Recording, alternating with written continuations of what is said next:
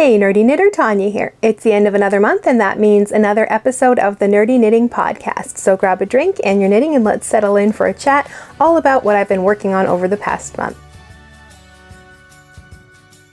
Back to work this week and back to posting weekly videos. I had a really nice break. I had a couple weeks off and I really didn't, we did some stuff. I didn't go on vacation anywhere. We just basically relaxed at home, went to like a local museum. We had a party for everybody's birthdays in August. There's quite a few in our family for that. And we went to Upper Canada Village for a day. That was probably one of the big highlights of our vacation time. Now this is like a historical reenactment area, or a whole village really, from the early 1800s. I'd never been there before. I'd heard about it a lot, but it was very neat to go there. So it's a whole village that is, you've got people like that are in historical dress and telling you about that historical time period. You've got the dressmaker and the physician and the local hotel and the woolen mill and the lumber mill, the tinsmith, all of these different occupations and different houses as well. And in some of the houses they would have other things like the spinning and dyeing and weaving. They had like a whole weaving loom set up and you could see all of these things that are from that original time period, and then people are using them today to reenact things. So if you are local to that area or close enough, we're about an hour and a half away, but it was a really great trip. We really enjoyed it. I bought a skein of yarn because they actually have an original woolen mill on site. Like it's the only, as far as my quick research shows, it is the only running woolen mill from the I think it's 1810 in all of North America. So, and they actually use it and they produce wool. I found some, they had a few skeins within like their little gift shop. So I grabbed a skein. So it is a very, very woolly, very rustic yarn. So this was, the sheep are raised right there in Upper Canada Village. They are shorn. The fleece is processed and dyed and spun right on site in this village. Along with that, I did a few book nooks as well. You can see one right here behind me. It's just this little kit where you build like a little scale model of something. That's a little library. I've got another one over here. It's a little greenhouse. I worked on those. I got the complete series of MacGyver for my birthday. I watched that multiple times and I loved it when I was a kid, and it still holds up. So we watched a lot of that over vacation and the Olympics as well. But I'm back to work this week. This is actually like the first thing I'm doing besides answering emails and checking YouTube comments, getting my podcast done for the week before I get some other work done. So this is like helping me settle back into my work week. But let's get to our actual podcast now that I told you all about the little bits of news. First would be two new pattern releases over the past month.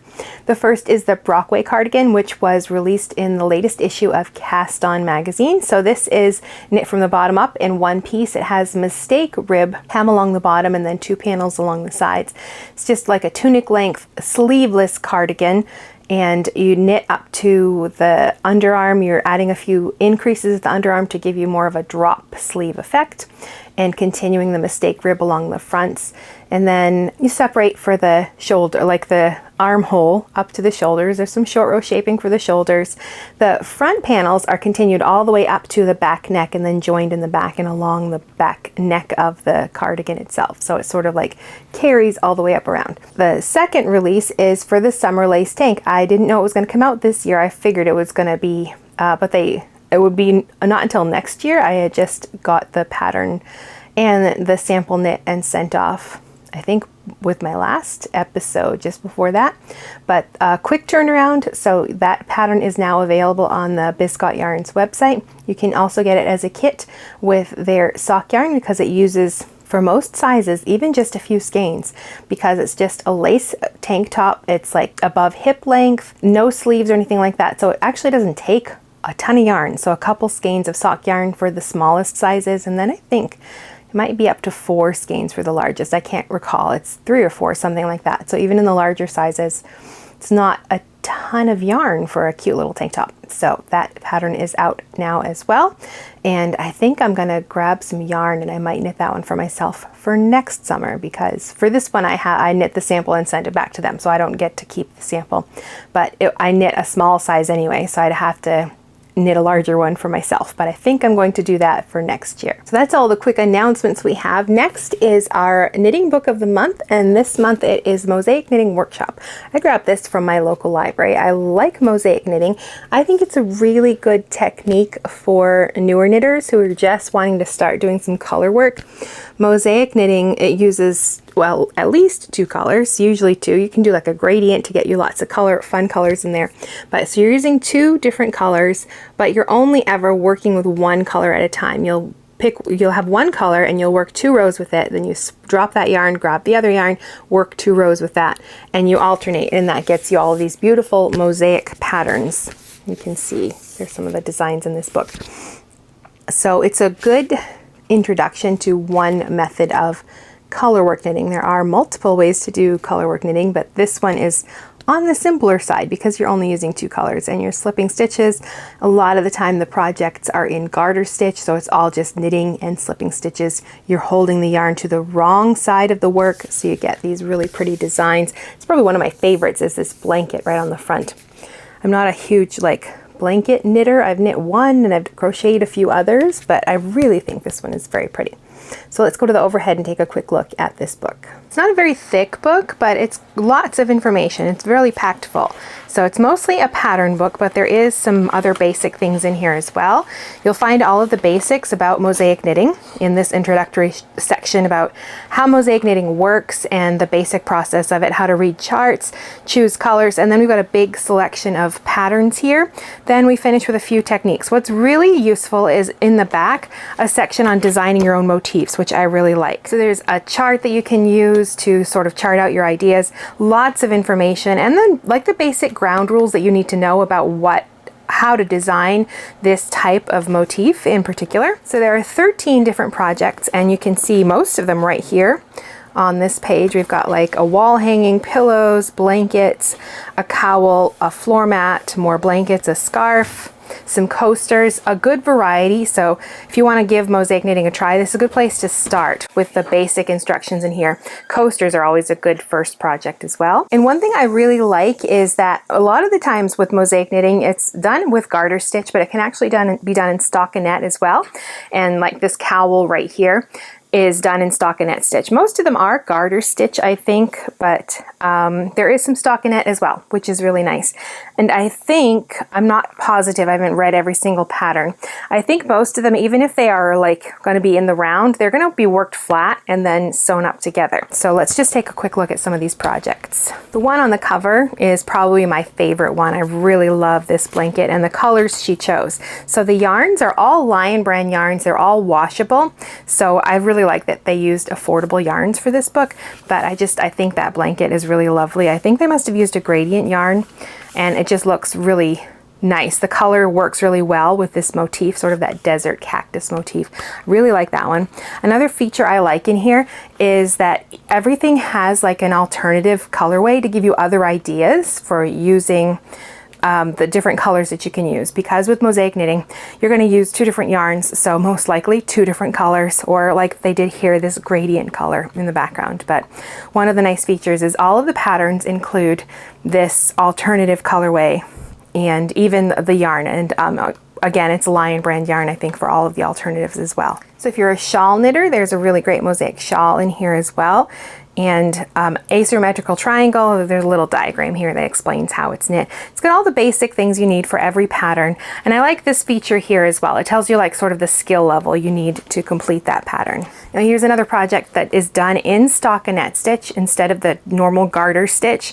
So I really like the design on these pillows. And then again, those alternative colorway options. And then of course these cute coasters. These are a great first project. If you're just starting mosaic knitting, this is a good place to start. Something simple like that.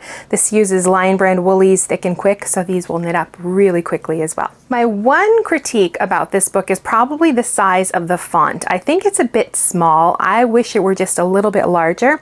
I wear glasses, I'm getting older, and sometimes when the font is on the smaller side, I just find it a little difficult to read.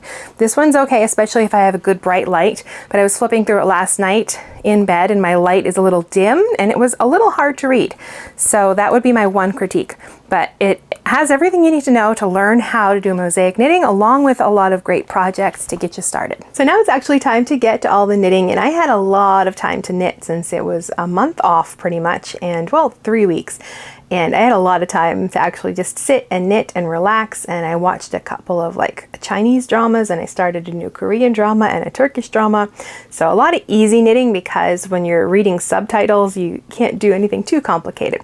But I've got my pile of knitting here, but before we look at that, I want to hop into our sort of my monthly recap. When I record my podcast, when I'm done, I still have all my projects out, so I record a quick little bit about where they are currently and what I'd like to do over the next month. So I'm going to put that here so we can see what I know I wanted to work on, and then we can see what I actually accomplished this month. I have some new projects coming up, but I still have 3 on the needles that I need to make progress on. First of all is a Twilight Realm scarf. Now I did not finish my goal of 50 rows. I think I'm at about 40 out of the 50. So I didn't meet that goal, but my plan is to finish the rows I didn't miss plus the rest of the chart. So I've got about 60 or so rows left of the chart. I'm going to move my marker up so I know where I'm at though, how much I accomplish in the next month. So a little more next month to get caught up, but it's vacation and I don't have much to do, so hopefully I can really crank this out. Then I'll just have 1 chart left to do over September and October. And I did fix that mistake I had right here. There was a mistake right here, and I used duplicate stitch to fix it. So thank you to those who told me about using duplicate stitch. I don't know why it just completely went out of my mind that I could fix my colorwork mistakes without having to rip back, but I fixed it. It's still a little bit messed up, but from a distance, it doesn't look as bad as it did, that's for sure. So my plan with this is to finish those 10 rows that I hadn't finished for last month, and also finish the next 50. So basically that'll be the end of chart 4. I want to have chart 4 done by the time I come back and do my August podcast episode. Now this is the Felix sweater. So I had planned to have the body done. Again, I didn't finish completely. I still have about a couple inches to go, and then the hem at the bottom, but I'm almost finished. And then I've got the sleeves and the edging to do, so I'm hoping to get that done in August as well, get it all complete. I'm going to record some tutorial videos as well for like picking up sleeve stitches and adjusting sleeve length if you want to like change the length of a sleeve in your sweater, picking up and knitting a button band and all of that. So hopefully I can get all of that done and finished for the next podcast episode as well.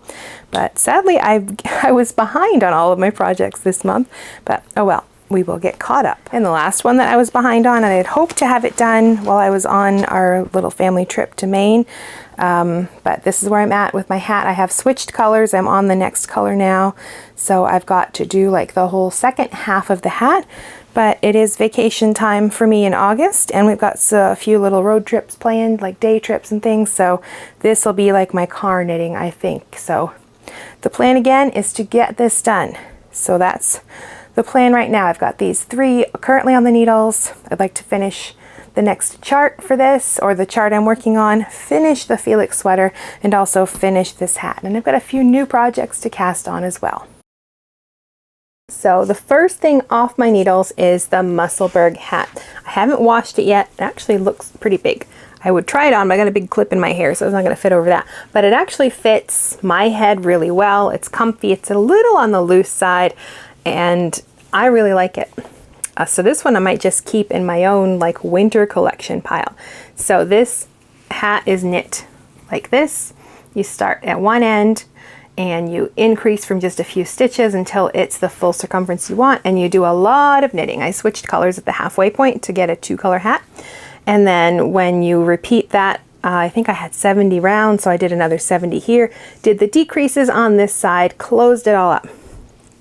So, and then you can take one end and fold it into the other, and that gives you a double-sided hat. You can wear it slouchy, which looks really cute, or you can roll up the brim and you get that second color. So the pattern's super simple, nothing difficult. When I first did it, it honestly looked really small by the time I had done what the pattern said for crown increases. So I kept going and increasing more because I thought it was going to be too small. Should not have done that, because I actually I did a lot of extra increases and then started knitting in the round, finished like the whole first color, and then I'm looking at it thinking, wow, this is really big around. So I ripped it back and I was like going back to some of my increases, and then I mean it's just this much right here is where you're increasing. So by that point I'm like, instead of trying to get that all back on my needles, I just ripped it all out, started over, paid attention to the pattern, followed the instructions, and of course the pattern was completely right. Like I didn't have to add extra to make it big enough. It was actually pretty big. It just looks really small when you just have the crown increases on there, but it's a nice slouchy hat, fits really well. I like it. So the yarn is Hypnotic Yarn Plush Sock in Wildflower and Amethyst Shadow. So I think it's a, what is it, 8515 merino nylon blend. It's a superwash yarn. Great pattern. It is, for me, kind of boring, but I want something simple when I am like in the car traveling somewhere, which was happening over vacation. So it was a perfect thing to take on the road because it's just lots and lots of just knitting and not really having to pay attention. Or like when I was watching all of these subtitled foreign dramas and TV shows, then I want my hands to be busy, but I can't be paying attention to like a chart or something like that as much as I would normally. So it has its place for me, but if that were my only knitting, I'm not sure it would do much of it because I get bored. For me, for knitting, I like sometimes the product I get, but a lot of the time it's the process of learning something new and challenging myself. But on the other hand, I like these simple projects for those times, like when I'm traveling in the car or watching something where I want to really pay attention and I just want to keep my hands busy. So it works for that, but it did like sit by the wayside for quite a while because I was busy with other projects and didn't have a lot of the time where I would just want a mindless knitting project. But over vacation, I had lots of mindless knitting time. So this one and at least one other sort of mindless project going on. So this is off my needles. Ends are all woven in. You have to do that before you can finish the top and close it up anyway. And I just have to go like add it to my to block and wash pile. And then it's officially done. I still have like half a skein of each yarn left. So I'm trying to decide what to do with that. If I just want to knit another hat, maybe with stripes instead, or maybe some matching mittens or something like that. I haven't decided yet, so I'm just going to leave the yarn right in my bag and make up my mind about what I want to do with that.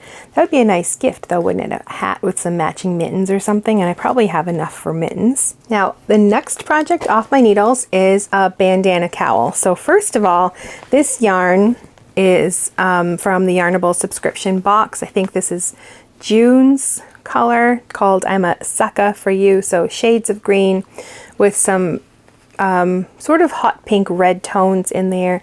Now, I originally was going to do the geode cowl with this. That's a planned pooling project. And I originally thought that this would work. It wasn't exactly like the yarn they recommend you use one that has like 2/3 of it is like one solid color, and then that 1/3, one section of it is that alternating color, and that is where the pooling comes in. So you need a yarn where in the hank it already has like a section where the colors all pool together. And this had some smaller pools, like 3 or 4 different areas of some darker green instead of one big section. I thought that might work, but when I bought the pattern and I was starting to try to figure it out, there's some tips on like how to like lay out the yarn and get an idea of how long the color repeats are. It just wasn't going to work. Like, I just knew right away trying to figure that out. It wasn't going to work. So I actually dyed a skein of yarn to make that cowl, but then I was trying to figure out what to do with this one. So I ended up making a brioche bandana cowl with it instead, paired with some leftover yarn. I knit the cherry berry wrap a while ago, and that calls for 6 different colors, and I just made sort of a gradient set using just plain true fire engine red or true red. I'm not sure what the color was. Just a jacquard acid dye, and I did like a pot of water with a dye in there, and I put my first skein of yarn in, waited a couple minutes, added the next skein, waited a couple, added the third, and so on until I had all 6 skeins.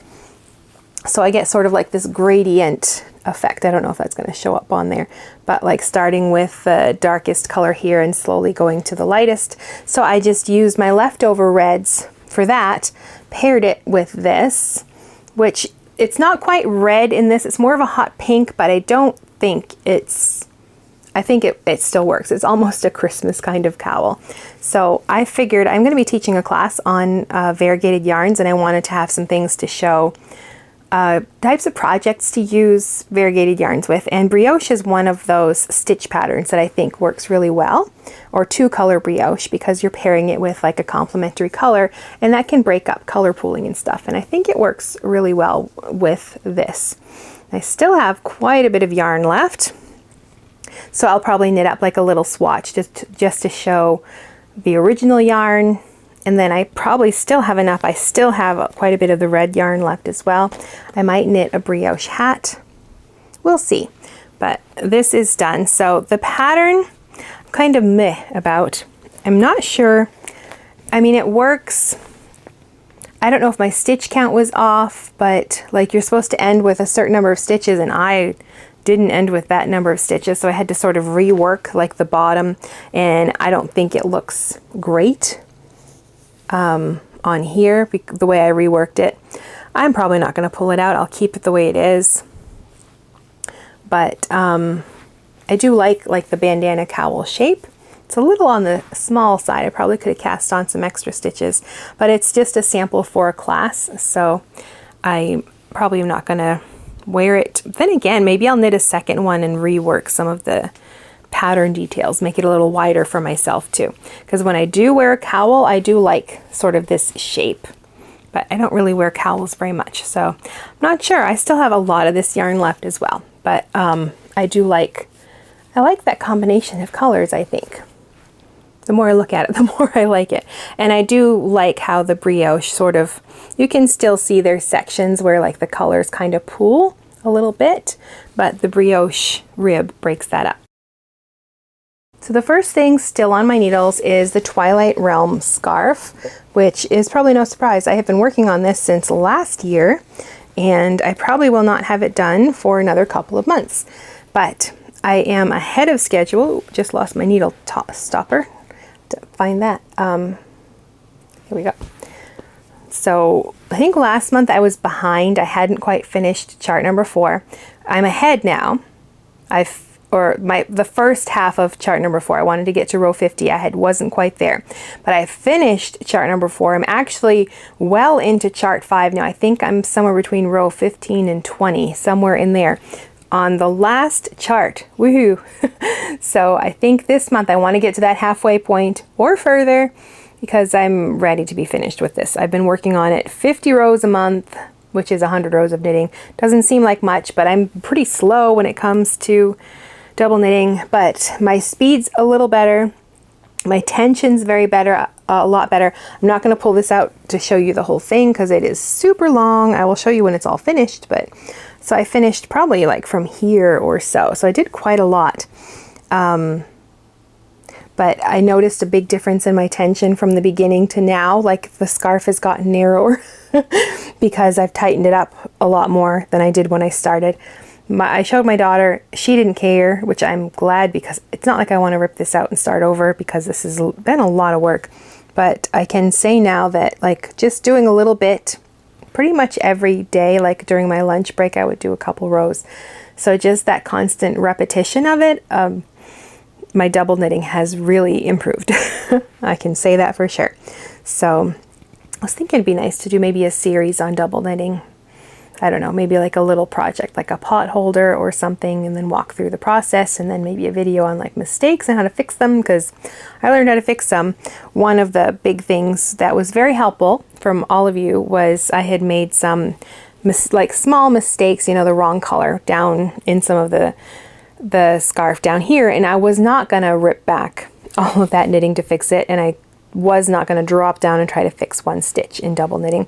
And multiple people said, well, why don't you try duplicate stitch? And I felt really dumb because I know how to do duplicate stitch, use it a lot for other things, did not think about using it with double knitting, but it works. I did it. I fixed all of the little mistakes I had, and I had quite a few when I sat down and started looking. So just using double knitting to like sort of trace over those stitches that were the wrong color on both sides. So the only issue I had was like a few places where I had like a couple stitches on both sides. So it's like this extra layer of thickness just in that spot because you're having to use extra yarn to fix those things. But I'm making good progress. I'm really pleased. I'm already into my 5th chart. It should be no problem to get my 50 rows done. And that means I'll be able to finish the last 50 in October and have this ready for a Christmas gift for my daughter. Not a surprise. She knows about it. She's been watching me work on it for almost a year now. So that is coming right along. The yarn is Comfy Fingering from Knit Picks, which is a blend of cotton and acrylic, I think. In Clarity and Planetarium are the 2 colors, 2 shades of blue, like this pale blue, which almost looks white on here, but it's very pale blue. So 75% Pima cotton, 25% acrylic, so it's machine washable and dryable. Nice soft yarn. I really like it. The only thing is, like, you can see tension issues. I will say that. It might have gotten a lot better. My edges are a lot better, but they're in no way perfect. But because it's cotton acrylic, it's not as forgiving as something like wool, which is more elastic. When you have less elasticity, you can start to see like all of the tension problems you have. But I'm hopeful that a good washing and stretching it out in places will help with that. But very happy that this is coming to a close. Another project, the Felix cardigan, is I know that my plan had been to finish this by the end of the month. And I did not. The body is done. I'm not sure if that was finished last month or not, but the sleeves and the front are not done. Now, it really came down to, I simply did not want a pile of fluffy, I think it's alpaca, bulky yarn in my lap trying to knit sleeves and a button band in August. So it just sat in a bag on my desk and I have not touched it. I finished the body and that was it. And I don't even know if I did that before the last podcast or after, but very close to that time period. I finished that part and now I just had to finish the rest. But I know it was on my plan to get it done, but then when I thought about it, I'm like, no, I don't want to sit with a bulky weight sweater. Alpaca, is it alpaca? Yes, which is very, very warm, not something you want to be knitting in August. So this is the Felix cardigan. So the plan now will be to finish the sleeves and the button band and get that all done by the end of September. Yes, we're August now. I'm having a hard time getting back to routine. You ever feel like when you have time off, you forget what day it is? It's sort of like between Christmas and New Year's, you know, you forget what day you're at. I'm still feeling like that. I know it's the end of August. I'm recording the podcast, so this I want to have done by the end of September. Yes, there we go. I'm still trying to get my brain back into out of vacation mode. So the yarn for this is, the colorway is called Cosmopolitan. This is Knit Picks Wonderfluff, which is a blend of baby alpaca, nylon, and merino. So 70% alpaca, 7% merino, and I think that is like the fiber content. And then you have that 23% nylon, but I think that is sort of like the casing or the tube, because this is a blown yarn. It's just like this nylon mesh tube and the fibers are blown into it. So what happens with that, and it's good that they do that with the alpaca, because alpaca on its own has no elasticity and it just tends to droop and drape. Nice for a shawl, not great for a cardigan or a sweater. But when you just take the fibers and blow them into that tube, that nylon mesh, and I'm not sure about the merino, if that's in the tube or like mixed with the alpaca, but that also provides some elasticity. But that little tube is what is providing the structure for the yarn. So I can get away with knitting a seamless top-down sweater with alpaca because the yarn should hold up just fine because it's a blown yarn, because that mesh tube is providing all the support and the structure and holding that alpaca in place. I know somebody had asked me about that, why I was using alpaca. Didn't I realize that it draped a lot?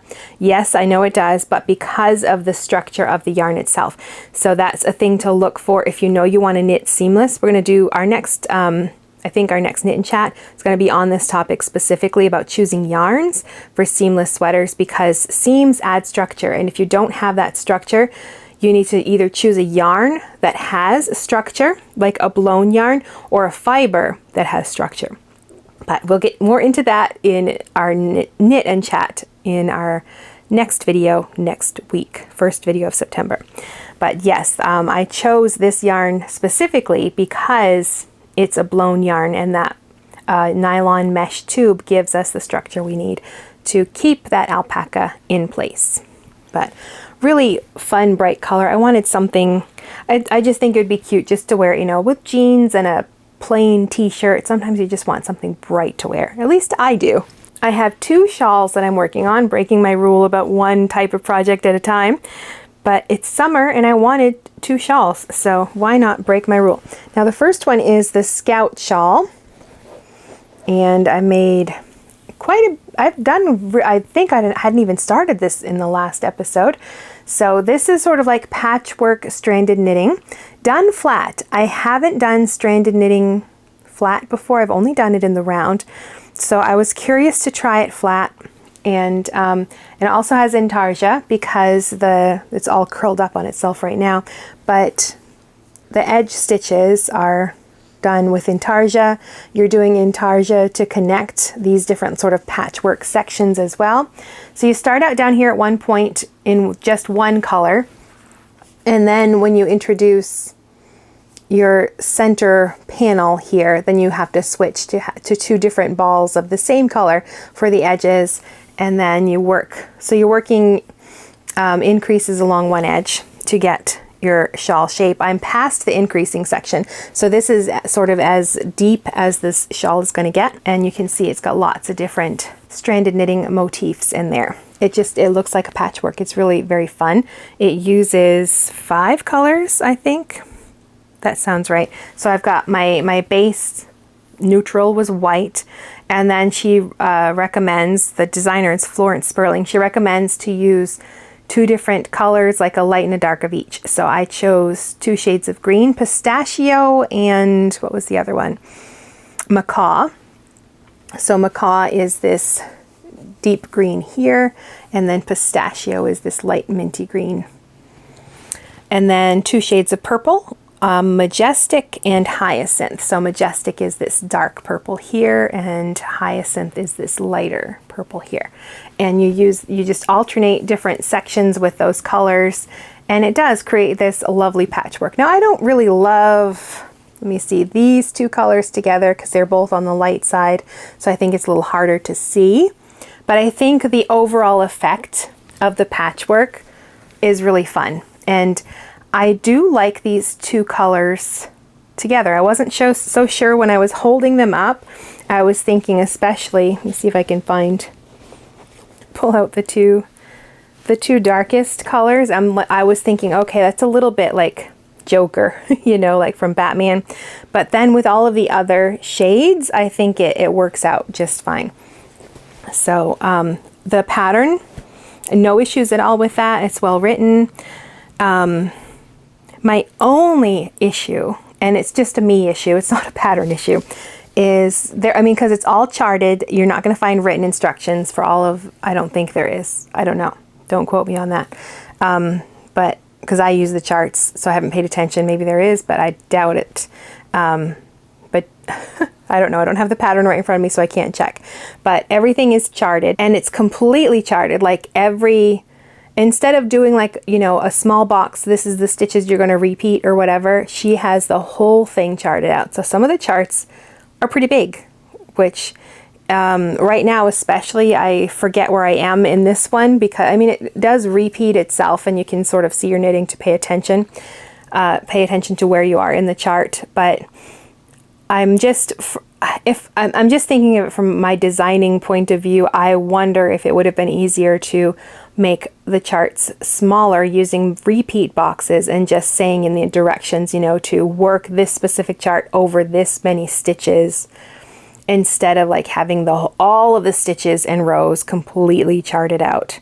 But it's a designer choice. Like, there are multiple ways to put something in a pattern so the designer can choose. And obviously she thought this was, I mean, this worked better for her. Totally fine. I just, for me, like, the charts feel very big and I feel like they could have been squashed down to, you know, just like the part you have to repeat, because this whole thing is charted out, where instead of, like, you could have just had, I don't know, from here to here, this would be your chart, this little bit, instead of this whole thing. That would be, but then you'd have to change your written instructions to specify, okay, you're going to work this chart over this many stitches, instead of like her written instructions are just work the chart, you know, and then you know that because you're doing that number of stitches because that's how big the chart is, instead of saying, you know, work this chart over X number of stitches. It would get, both methods would get you there in the end. So it's just me being sort of nitpicky because I think the charts are big and I feel like it would have been easier to read them if I knew, okay, this is the repeat. And I honestly thought about sitting down and recharting them, and I'm like, oh no, I can't be bothered to do that either. So I will just do it the way it is in the pattern. So the pattern's great. I'm just being nitpicky with that. And it was a process trying to do this flat. So the intarsia is very simple. All you're doing is sort of like, you have to make sure you drop one yarn in a specific way and bring the new yarn, the next yarn you're going to use, from underneath to sort of lock it in place. So you get these sort of locks where you're locking the two colors, so they're not two separate pieces of knitting. You have to make sure they're joined right there. But that's all you have to do with intarsia, is just the way you drop the yarn you just finished with and the way you pick up the new yarn. You just continue to do it the same way to lock them in place. That's it. Now but what you end up with is, I've got a ball of yarn here, 2 balls of yarn here, 2 balls of yarn here, and then another ball of yarn here. So all at the same time. So it can start to become kind of a tangled mess. So the first thing I decided as I was working, when I do intarsia, I prefer to not turn my work. So I knit across, and then, I don't know whether you want to call it knitting backwards or purling back or whatever, but I don't turn my work. I'm purling, but I'm not turning it around to purl. I'm working in this direction, keeping the front facing me, and, well, I'm knitting the edge stitches and then purling across the stockinette. Now, when I knit stranded knitting it, I hold like the background color in my right hand and the pattern color in my left, because you want that one to be closest to the work, so the stitches will be larger. Not larger, but yeah, yarn dominance, all that, that's the thing. And when I tried to do that on working backwards, whatever way you want to say that, without turning my work, I can't hold the yarn in my right hand and purl backwards, like purl with the front facing me. I don't know if I'm making sense there, but you're knitting back the other way without turning your work, or purling back, I should say. Could not get the hang of it with my right hand. It's just the motion of it, it just wasn't working. So what I would do instead is just, I would do both. I would hold one at a time, basically. I would do sort of like, try to keep the pattern color up higher, or the background color, I mean, and then work with each individual color. And I would have to drop, like, I mean, you've got 2 colors going for your stranded knitting. So I would knit, you know, like the green stitches, drop that, and then grab the white, which was my background color, from above it, and then purl those number of stitches, drop that, trying to keep it to the front, picking up the green from underneath, etc., across the row. And it's working very well. I actually watched a bit of a Turkish drama, and because the stranded knitting patterns are not super difficult. They're very, once you get the rhythm of them going, it's pretty easy. The intarsia is not difficult. Really the most tedious part is keeping things from getting all tangled up. But I find that not turning, because when I turn back and forth, and you know, or if you keep turning in the same direction, you get all twisted. So if I don't turn, if I keep my knitting facing me this way all the time, and then the only twisting you get is when you're twisting your intarsia strands together as you go. And even then they untwist on the next round because you're changing that motion. I don't know, it's hard to explain that, but it's not super fast as just like, you know, knitting stranded color work, just the knitting side of it or whatever. The purl side is slower, but it's not bad. So I think I've done a lot, and this next chart is quite long. I think it's over 100 rows, but I think that's my goal, is just to finish this next chart, and then I think it's probably onto the decreasing for the second half of the shawl. But I wanted to give stranded knitting flat a try, and I can do it. I don't like to turn and do it from the purl side though, because I like to see the pattern. So I think it might be one of those things where if I do more stranded knitting flat, even without the intarsia, it'll be a matter of like purling or knitting backwards, or however you want to word that. Just because I did find I did not enjoy trying to do stranded knitting with the purl side, the wrong side of the work facing me, and trying to work the pattern, because it's still helpful to see the pattern as you're going. Okay, so this is the last project that is currently on my needles. This is the Fading Point Shawl by Joji Locatelli, which uses 5 skeins of fingering weight yarn. So I dyed the yarn myself. So this is Capretta Superwash, which is a blend of 80% superwash merino, 10% cashmere, 10% nylon. So I wanted something, I wasn't sure what I wanted at first, but then I was thinking I just wanted to keep the dyeing process simple.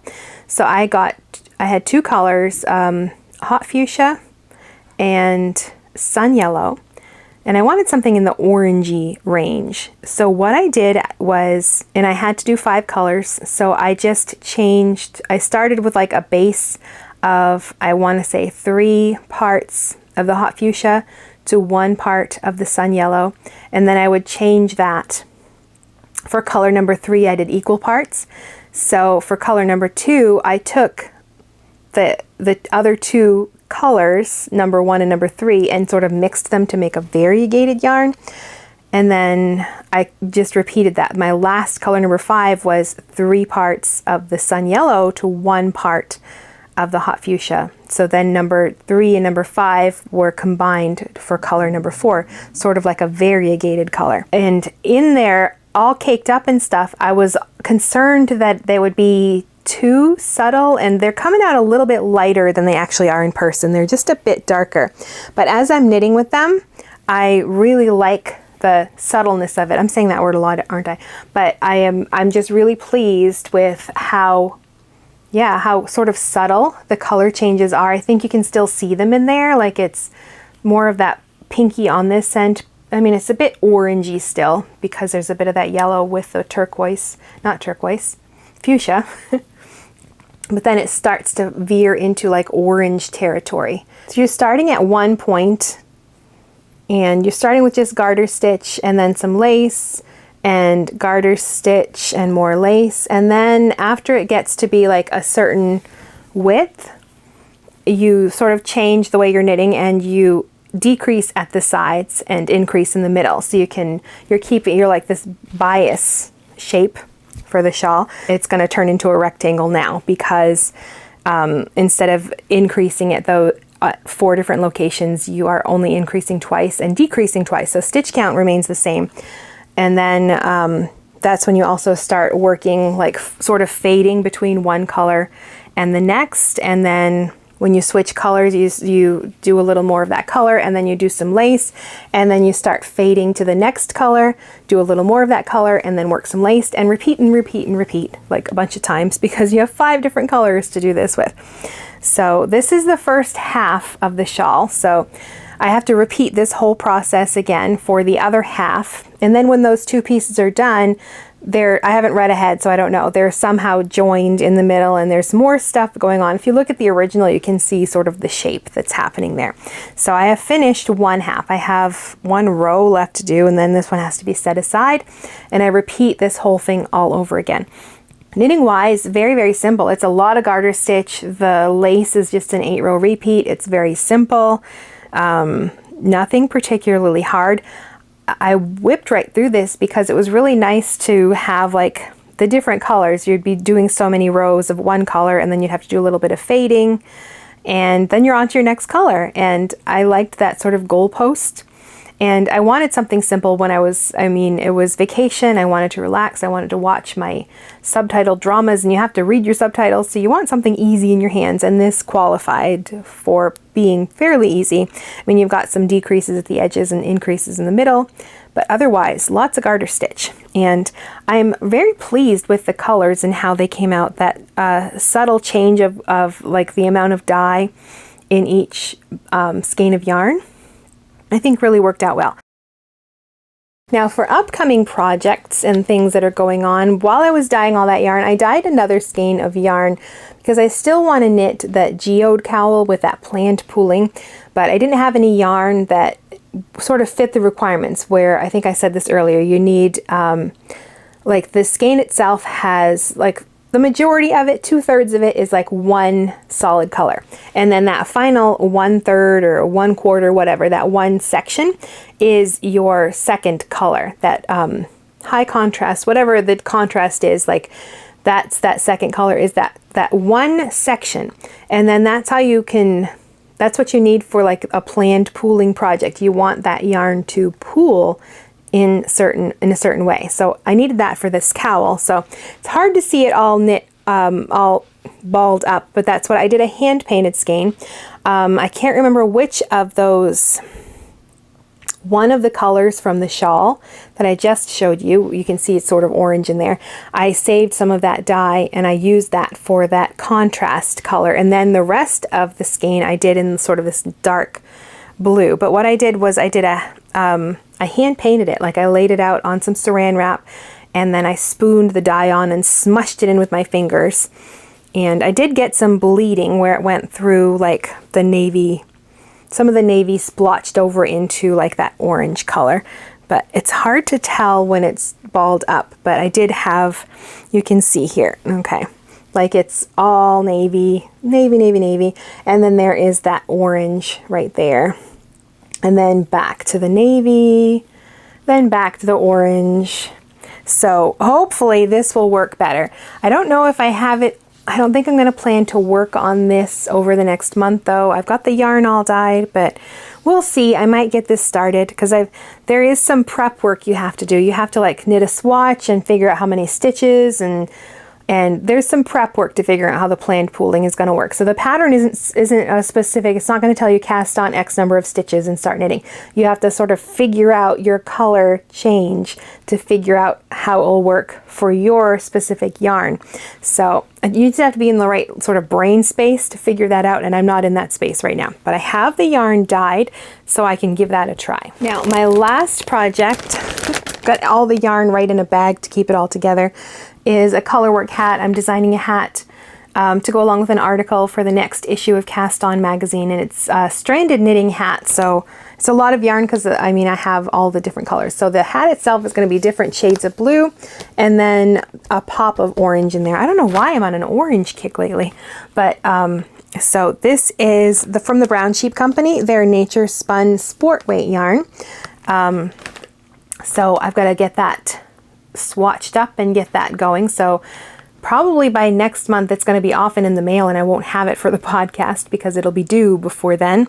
But this is definitely something I have to finish this month. But there is all my yarn. I'm actually going to probably cast that on this afternoon because I want to get this finished, and I've got to work on my article. The article is going to be about different ways to weave in your ends in stranded knitting. So that will be coming in the next issue of Cast On magazine along with the hat pattern. So last thing before the giveaway is a few things that I have acquired over the last month. The first would be that skein of yarn. It's very rustic feeling. I don't know if I don't think I'm going to use it. I think I just want to display it. I think it's just neat that it was all farmed and sourced everything in one location and then spun on in a woolen mill that is from the 1800s. I just think that's the coolest thing. So I think I'll probably just keep it like to display, and that is it. I just think that's cool that it was spun on such an old machine. And along with this, it was my birthday in July, and one of my sweet, sweet friends, she got me a cute little bracelet and then this knitting bag. Introverted but willing to discuss knitting. So this is now my new notions pouch. I've got like my all my notions in a case right here, and then the rest of them are in the bag itself. But all of this stuff, I just grab this whenever I'm knitting around the house. If I'm going to be leaving, all of the notions I need are like in that bag to go with me, but otherwise all of my notions stay in one kit, and I just really like this one. It's very cute. So the theme for Yarnable last month was 80s vibes. So I thought this stuff in this was very, very cute. Even the little card that comes with it, it has like guess the movie quote, and it has different quotes from different movies, some of which I knew, but not all of them. But I'll Be Back. Do you know what that's from? That one I did know. But oh, what else? I didn't read this side. Oh, that's the answer. So, so everything about like the kit, you know, on this little card, little scratch thing if you want to buy extra yarn, which is nice. So in this, the neon graffiti is the theme. We have hard-sided ruler, and I always like a ruler, so this is going to definitely go in my desk drawer because I use rulers a lot when I am measuring for gauge. I prefer a hard-sided ruler to a fabric measuring tape. And it says, warning, use may result in extreme crafting. So very cute ruler. I really like that. And I only have a plain white one, so this will be fun to pull out sort of this neon purpley pink. I like purple and pink, so very happy to have that. I will keep that away from my daughter, who has already discovered she has a phone case and then so many like keychains and things dangling off her phone case, and she already has dibs on this. She says just a little yellow rubber ducky on a clip. He's very cute. So yeah, she's already claimed that. I don't know why I open this box when she's around, because she ends up usually wanting half of the things in there. Now, the last thing, I don't know, this just made me laugh, but it fits for summertime. If you are the type that gets bit by mosquitoes all the time, then itch relief patches. So I like their little tagline, don't scratch it, patch it. So it comes with these little patches. When you get a mosquito bite, you put this little patch on.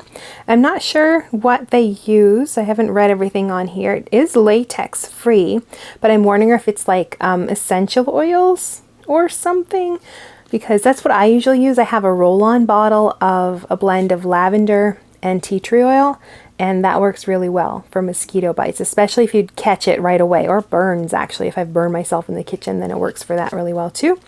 But I don't get a ton of mosquito bites. My husband and my daughter do. Whenever we go out, they seem to be the ones who attract the mosquitoes and not me. So I'm sure this is another thing that they, I didn't want them to have it yet because I wanted to show it on here, but I will put it out in my kitchen now, and then if anybody has any mosquito bites, they can test it out. But it's just, what a neat idea. I thought that was very neat. Of course, we're really here for the yarn. So our neon graffiti yarn is really great blend of colors. I don't know if they're going to show up because that white is really bright. But yes, all of these really fun. I like that turquoise right there. And there's bits of pink and sort of neon greens and yellows in here. So this is a blend of, yes, 85 Superwash Merino, 15% nylon, and the color is neon graffiti. So very fun color. Not sure what I'm going to do with this one, so I'm going to just hang it up for now and think about it. I've got a lot of other projects right now that I want to finish up. But so this one is more in the speckled range, but I guess it does look a bit variegated as well. Speckle variegated yarn. So I like the fun colors in here. So neon, that was a great theme. I really like that. Being a kid of the 80s, I can appreciate this for sure. So the last thing we have to do, of course, for our podcast episode is our giveaway. And this month we have 3 skeins of Stroll sock yarn from Knit Picks, 2 in their solid colors, so Dandelion and Everglade Heather, and then Stroll Tweed in Fjord Heather. So these are 50-gram skeins, so if you have small feet, then 1 skein is probably going to be enough for a pair of socks. If you have large feet, then you might want to do shorty socks if you just want to use 1 skein, or you might have to combine some colors or whatever. But 3 skeins of Stroll sock yarn. And then this set of stitch markers, a cute little bee and honeycomb. So for those who like their dangly charm stitch markers, those are for you. So along with that 3 skeins of yarn and our stitch markers, we also have just a cloth tote bag. The handles are tucked down inside. So it says, if you think I'm cool now, wait until you see my yarn stash. Kind of goes with some of that yarn, I think. And of course, a nerdy knitting pin.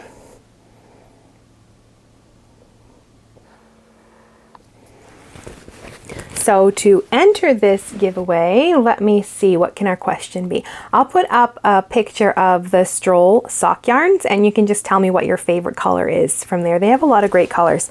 I think, let me see, I've got some hot pink. Is it called Pucker? Or maybe it's Cosmopolitan. I don't remember now, but it is like a vibrant pink, and I really like those socks. Just make me smile whenever I wear them. I have 2 pairs of hot pink socks, and they're the best. So just tell me to enter the giveaway. Tell me which color of the Stroll sock yarns you like, and I'll know that you want to enter. So all the guidelines for the giveaway are down below in the video description box. So what happens is you leave a comment telling me about your favorite color. Next Tuesday, September 3rd, I will close the giveaway, and I will use a random comment generator to choose one of those comments. And then I will leave a comment below your comment telling you to email me with your mailing address within 48 hours so I can get your package sent out to you. Now it's open worldwide, but if for some reason the shipping to your location is very expensive, then I will send you an e-gift card for Wool Warehouse, which is in the UK, and they ship their products all over the world. So that would be the alternative if I feel like the shipping is crazy expensive.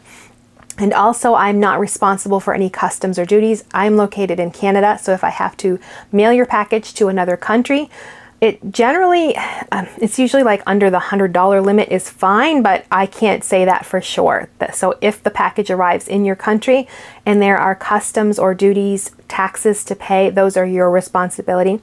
So just that disclaimer, I'm not responsibility for customs and duties, and all the other details about the giveaway are down below in the video description box.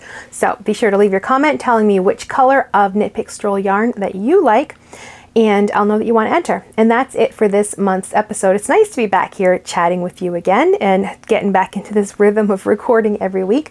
So if you're new here and you want to catch up on past episodes of the podcast, I'll put a playlist right here for this season. And if you've been around for a while, I'll just let YouTube recommend a video for you, and I'll see you in the next video.